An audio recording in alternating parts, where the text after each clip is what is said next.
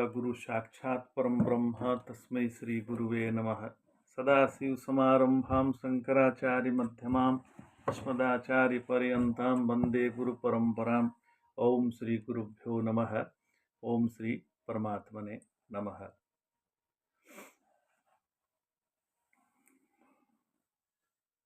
सद्गुरुदेव भगवान की जय। काशी विश्वनाथ की जय। नमः पार्वती पतये हर हर महादेव।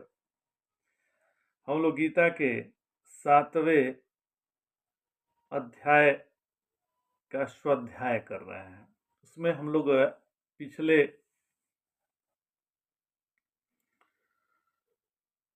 पिछले एपिसोड में प्रथम मंत्र का हम लोग अध्ययन किए।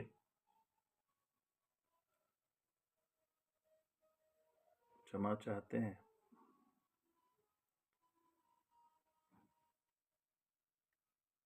बहुत सूक्ष्म मंत्र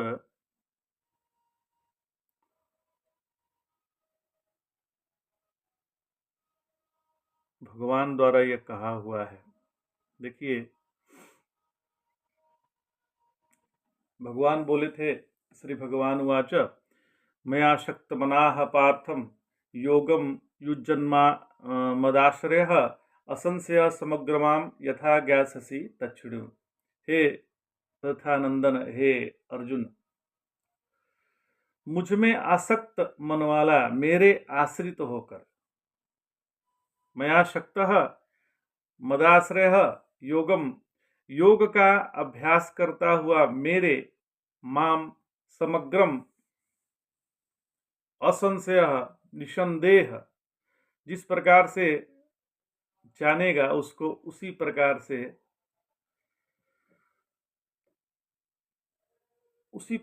उसको ज्ञास्यसि तच्छृणु, मतलब सुनकर वह उसी प्रकार से मुक्त हो जाएगा। तो आगे भगवान कहते हैं, ज्ञानम तेहम सविज्ञानमिदं मच्छाम्यशेषतः यज्ञात्वा नेह भूयोऽन्यः ज्ञातव्यमवशिष्यते।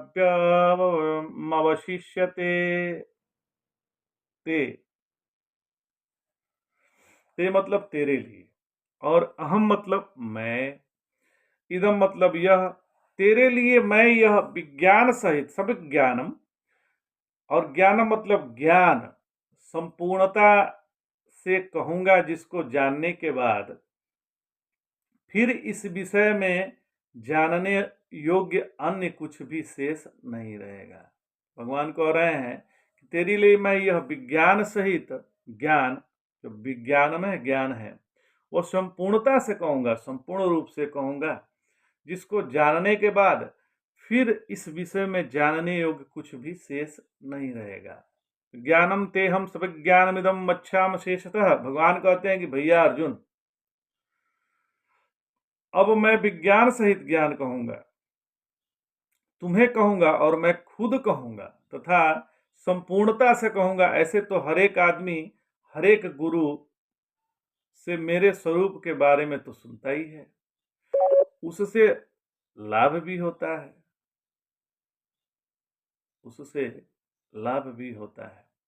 विभूति और योग की बात आई है। भगवान विभूतियों और योग का अंत नहीं है। अभिप्राय है कि विभूतियों का अर्थात भगवान की जो अलग अलग शक्तियां हैं, जो अलग अलग भगवान की शक्तियां हैं, उनका और भगवान के योग का अर्थात सामर्थ्य, ऐश्वर्य का अंत नहीं आता। रामचरित में कहा गया है, निर्गुण रूप सुलभ अति, सगुण जान नहीं कोई, सुगम अगम नाना चरित, सुनि मुनि मन भ्रम होई। तात्पर्य है कि सगुण भगवान का जो प्रभाव है, जो सगुण भगवान का प्रभाव है, ऐश्वर्य है, उसका अंत नहीं आता। जब अंत ही नहीं आता तब उसको जानना मनुष्य की बुद्धि के बाहर की बात है, तो बुद्धि से परे है। परंतु जो वास्तविक तत्व है उसको मनुष्य सुगमता से समझ तो सकता ही है, समझ में तो आता ही है। तो जैसे सोने के गहने कितने होते हैं, सोने के तो अनेक प्रकार के आभूषण हैं, तो इसको मनुष्य नहीं जान सकते क्योंकि गहनों का अंत नहीं, परंतु वो गहना जिससे बना है, मतलब स्वर्ण को तो जानता ही है, इसको तो मनुष्य जान ही सकता है। ऐसे ही परमात्मा की संपूर्ण विभूतियां और सामर्थ्य को कोई जान नहीं सकता, परंतु उन सब में एक ही तत्व प्रकट हो रहा है, वह परमात्मा ही है। इसको तो मनुष्य तत्व से जान ही सकता है। तो परमात्मा को तत्व से जानने पर उसकी समझ तत्व से परिपूर्ण हो जाती है, बाकी नहीं रहती। अब देखिए, भगवान ने कहा कि मैं विज्ञान सहित ज्ञान बताऊंगा, संपूर्णता से कहूंगा, ऐसा भगवान ने कहा। इसमें विज्ञान ज्ञान का विशेषण है, विशेषण विशेष की विशेषता बताने वाला है। इस दृष्टि से विशेष व्यापक हुआ और विशेषण व्याप्य हुआ, अर्थात ज्ञान बड़ा हुआ और विज्ञान छोटा हुआ, परंतु विज्ञान ने ज्ञान की विशेषता बता दी। इसी दृष्टि से विज्ञान बड़ा अर्थात श्रेष्ठ हुआ। यहाँ यह संसार भगवान से ही उत्पन्न होता है और भगवान में ही लीन होता है, ऐसा मानना ज्ञान है। और सब कुछ भगवान ही है, भगवान ही सब कुछ बने हुए हैं, भगवान के सिवाय है ही कुछ नहीं, ऐसा अनुभव हो जाना विज्ञान है। तो इसमें ज्ञान समान हुआ और विज्ञान विशेष हुआ, उनकी विशेषता हुआ। तो जैसे कोई वर्णन करता है, किसी चीज का वर्णन करता है, तो वर्णन करने वाले का जो स्वयं का अनुभव है, जो उसका निज अनुभव है, वह पूरा बुद्धि में नहीं आता। बुद्धि में जितना आता है उतना मन में नहीं आता, और जितना मन में आता है उतना कहने में नहीं आता। इस प्रकार जब उसका अपना निज अनुभव पर पूरा कहने पर नहीं आता, जितना उसको अनुभव है उतना वो पूरा कह नहीं पाता, वह अपने अनुभवों को भी पूरा प्रकट नहीं कर सकता, तो फिर वह भगवान की तरह कैसे कह सकता है? संभव नहीं है। तो भक्ति, देखिए जो भक्ति मार्गी हैं उनमें जो है भक्ति मार्ग में मानना मुख्य होता है। जैसे 10वें अध्याय के पहले श्लोक में भगवान ने अर्जुन से कहा कि हे महाभाव अर्जुन, तो मैं तेरे हित के लिए परम सर्वश्रेष्ठ वचन कहता हूं, तुम ध्यान पूर्वक सुनो, अर्थात तुम इस वचन को मान लो। वहां भक्ति का प्रकरण है, अतः वहां मानने की बात भगवान ने कहा है। और ज्ञान मार्ग में जानना मुख्य होता है, स्वयं जानना मुख्य होता है। जैसे 14वें अध्याय के पहले श्लोक में भगवान ने कहा कि मैं फिर ज्ञानों में उत्तम और सर्वोत्कृष्ट, जो सर्वोत्कृष्ट है, वह ज्ञान तुमसे कहता हूं जिसको जानने से सब के सब मुनि परम सिद्ध को प्राप्त हुए हैं। जो मुनि लोग हैं उससे परम सिद्ध उनको प्राप्ति हुई है, वह मैं तुमसे सर्वश्रेष्ठ ज्ञान कहता हूं। तो वहां ज्ञान का प्रकरण है, अतः वहां जानने की बात कहते हैं, और भक्ति में मानने की बात करते हैं। संसार भगवान से ही पैदा हुआ है, यह जो संसार है भगवान से ही पैदा होता है और उसमें ही लीन होता है। इसलिए भगवान इस संसार के महाकारण है, मतलब बीज है। भगवान के सिवा और कोई चीज है ही नहीं, तो सब कुछ भगवान ही है, स्वयं भगवान ही सब कुछ बने हुए हैं, ऐसा अनुभव हो जाना विज्ञान है। तो इसी को भगवान बताने वाले हैं। आगे बोलते हैं, मनुष्याणाम सहस्रेषु कश्चिद् सिद्धये यत तामपि सिद्धानाम कश्चिन्मां वेति तत्वतः। हजारों मनुष्यों में कोई एक, हजारों में कोई एक सिद्धि कल्याण के लिए यत्न करता है, अपने कल्याण स्वयं के कल्याण के लिए यत्न करता। यतताम, यत्न करने वाले सिद्धों में, जो ऐसे जो यत्न करने वाले सिद्ध हैं, उस सिद्ध पुरुषों में कोई एक ही मुझे यथार्थ रूप से जानता है, सब नहीं जान पाते। मतलब साधक तो कोई हजार में, कोई लाख में एक साधक होता है। ऐसे साधकों में, लाखों हजारों साधकों में भी कोई एक ही मुझको जान पाता है।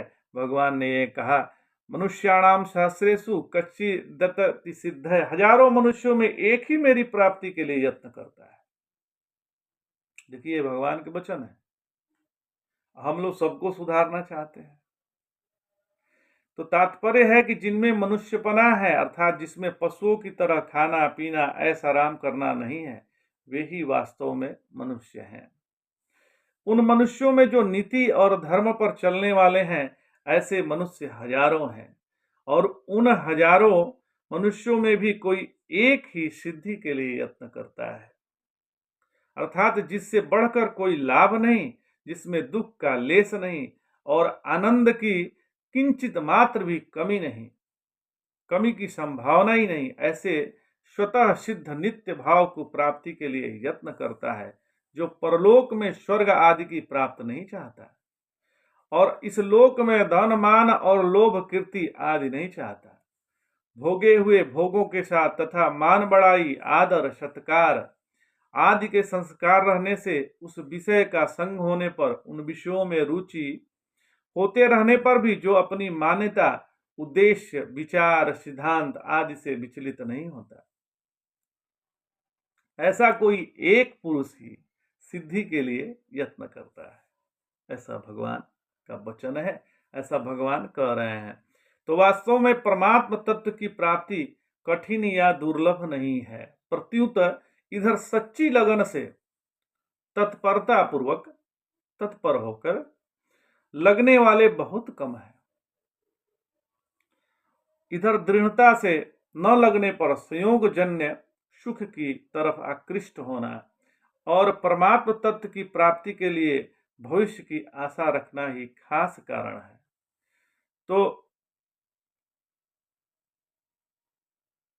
यदि यततामपि सिद्धानाम, ये सिद्ध अर्थात जीवन मुक्त पुरुष अपने स्थिति मुक्तावास से असंतुष्ट और उनके भीतर परम प्रेम को प्राप्त करने की उत्कंठा है, भूख है। इसलिए ब्रह्मसूत्र में आया है, मुक्तो परिपशिव्यपदेशात, उस प्रेम पूर्वक भगवान को मुक्त पुरुष के लिए भी प्राप्तव्य बताया गया है। तो जिनके भीतर भक्ति के संस्कार हैं और उनको भगवान ज्ञान में संतुष्ट नहीं होने देते, उनमें टिकते नहीं थे, उनकी मुक्ति के रस को फीका कर देते हैं। सिद्ध मुक्त तो कर्मयोगी, ज्ञान योगी, ध्यान योगी आदि सभी हो सकते हैं, पर भगवान के समग्र रूप को जानने वाले सब नहीं होते हैं। अतः यततामपि सिद्धानाम पदों का जो तात्पर्य है, ये यत्न करते हुए कि अपने पद्धत से सिद्ध तो हो गए हैं, पर मेरे समग्र रूप को नहीं जान सके। कारण कि मेरे समग्र रूप को पराभक्ति से ही जाना जा सकता है। भक्तिया माम भी जानाति यावानश्चास्मि तत्वतः, और कस्मिन्मा वेति तत्वतः, यहाँ माम पद समग्र परमात्मा का वाचक है। नष्टो मोहम सुविधि लब्धा तत्प्रसादात मुच्यत, जैसे दूध पिलाते समय गाय अपने बछड़ों को स्नेह पूर्वक चाटती है, तो उससे बछड़े की जो पुष्टि होती है वह केवल दूध पीने से नहीं होती। ऐसे ही भगवान की कृपा से जो ज्ञान होता है वह अपने विचारों से नहीं होता, क्योंकि विचार करने में स्वयं की सत्ता रहती है। केवल निर्गुण को जानने वाला परमात्मा को तत्व से नहीं जानता, प्रत्युत सगुण निर्गुण दोनों को जानने वाला ही परमात्मा को तत्व से जानता है। धर्म मानस में आता है, धर्मशील विरक्त अरुज्ञानी, जीवन मुक्त ब्रह्म पर प्राणी, सब ते सो दुर्लभ सुरराया, राम भगति रतगत मद माया।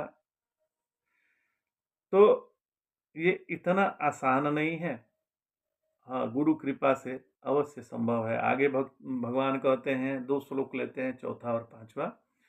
भूमिरापलो पोनलो वायुः खम्मनो बुद्धिरेव च, अहंकार इति येयं मे भिन्ना प्रकृतिरष्टधा अपरेयमिति तत्त्वन्या प्रकृतिं विद्धि मे पराम जीवभूतां महाबाहो ये दम धार्यते जगत। पृथ्वी, जल, तेज, आकाश, यह जो पंच महाभूत हैं, और मन, बुद्धि तथा अहंकार, ये जो मन है, इस प्रकार यह 8 प्रकार के भेदों वाली मेरी यह अपरा प्रकृति है। भगवान की ये अपरा प्रकृति है। कौन?